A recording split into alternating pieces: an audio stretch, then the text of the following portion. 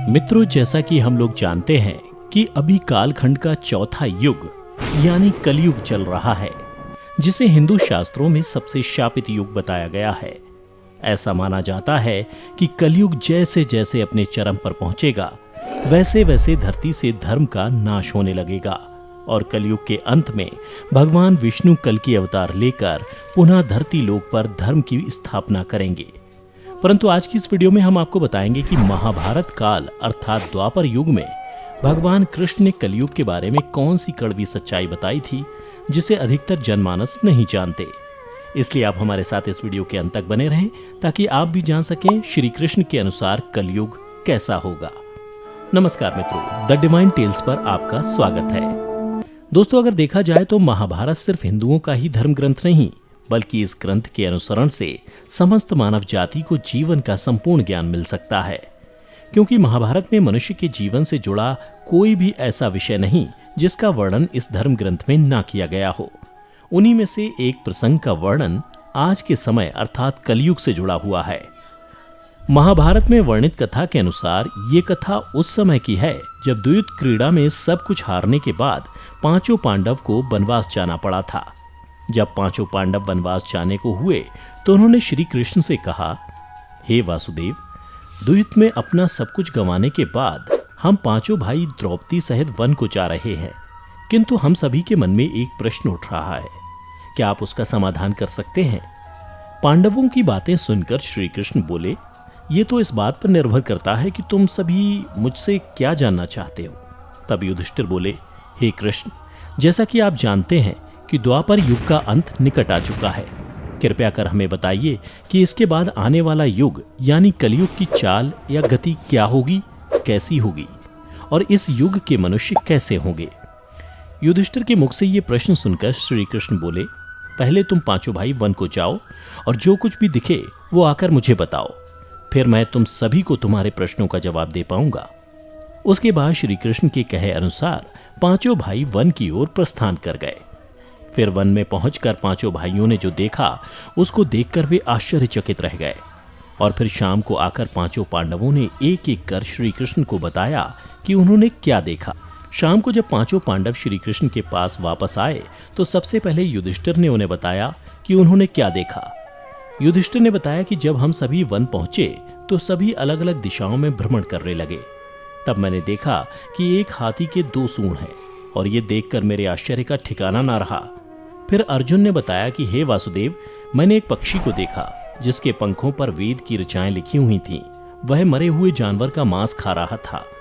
फिर अर्जुन के बाद भीम ने भी श्री कृष्ण को बताया कि हे कृष्ण, मैंने देखा एक गाय ने बछड़े को जन्म दिया है और जन्म के बाद वह बछड़े को इतना चाट रही है कि बछड़ा लहूलुहान हो गया, जिसे देखकर मैं हैरान हो गया। भला कोई माता अपने बच्चों के साथ ऐसा कर सकती है? उसके बाद श्री कृष्ण ने सहदेव से पूछा, सहदेव तुम बताओ, तुमने वन में क्या देखा? तब सहदेव श्री कृष्ण से बोले, हे वासुदेव, मैंने वन में देखा कि एक जगह 6-7 कुएं हैं और आसपास के कुओं में पानी है, किंतु बीच का कुआं खाली है। बीच का कुआं गहरा है, फिर भी पानी नहीं है। यह देखकर मुझे घोर आश्चर्य हुआ कि ऐसा कैसे हो सकता है।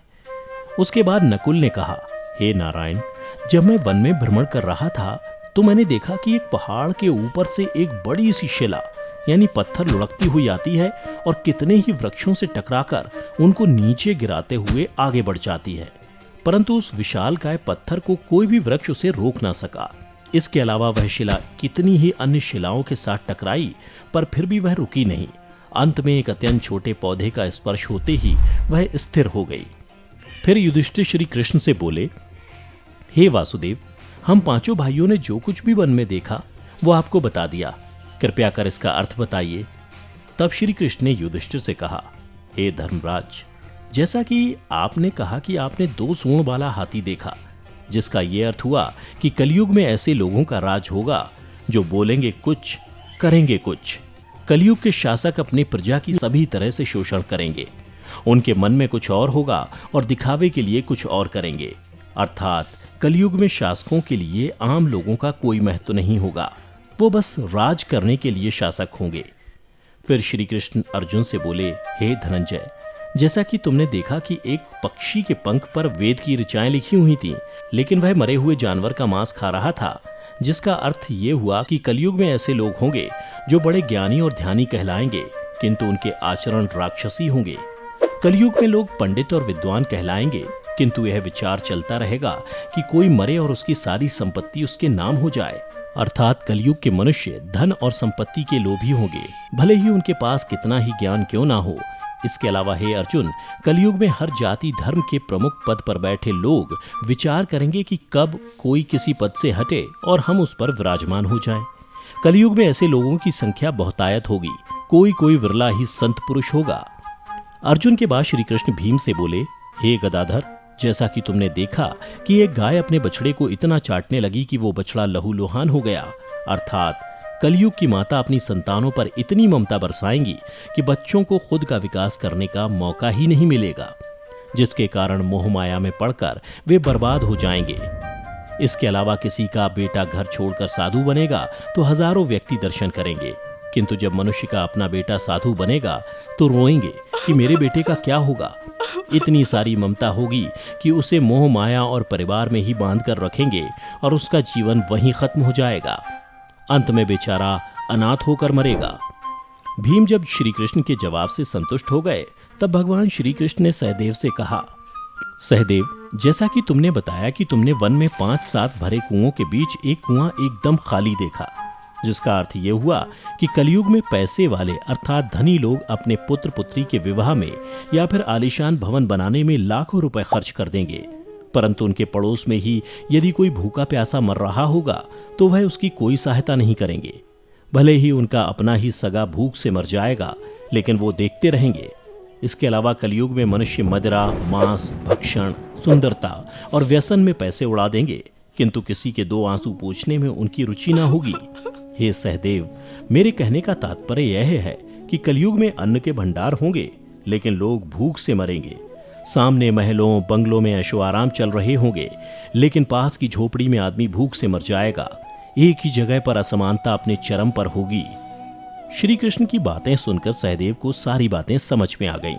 तब श्री कृष्ण ने नकुल से कहा, नकुल, जैसा कि तुमने बताया कि वन में एक बड़ी सी चट्टान पहाड़ से लुढ़की, किंतु बड़े बड़े वृक्ष और उसके तने उस चट्टान को रोक ना पाए, किंतु एक छोटे से पौधे से टकराते ही वह चट्टान रुक गई, जिसका अर्थ यह हुआ कि कलयुग में मनुष्य का मन नीचे जाएगा, यानी कलयुग के मनुष्यों का जीवन पतित हो जाएगा।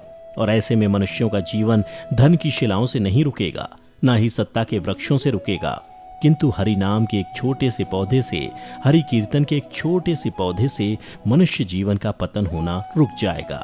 अर्थात कलयुग में भी जो मनुष्य धन के लोभ को छोड़कर हरि नाम का जप करेगा, उसे कोई कष्ट नहीं होगा और मृत्यु के बाद उसे परमेश्वर अर्थात मेरे चरणों में जगह मिलेगी। तो मित्रों, आपने देखा होगा कि आज श्री कृष्ण द्वारा बताई गई ये सारी बातें सच में घटित हो रही हैं। इसलिए मनुष्यों को चाहिए कि कलयुग में वह धर्म का पालन करें और श्री हरि नाम का भजन करें, तो उसका जीवन सफल हो जाएगा।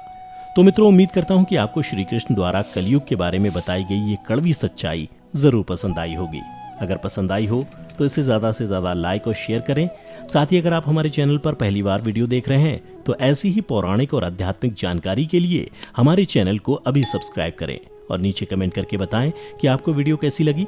फिलहाल आज की वीडियो यहीं समाप्त होती है। अब हमें इजाज़त दें। वीडियो को अंत तक देखते रहने के लिए आपका बहुत बहुत शुक्रिया।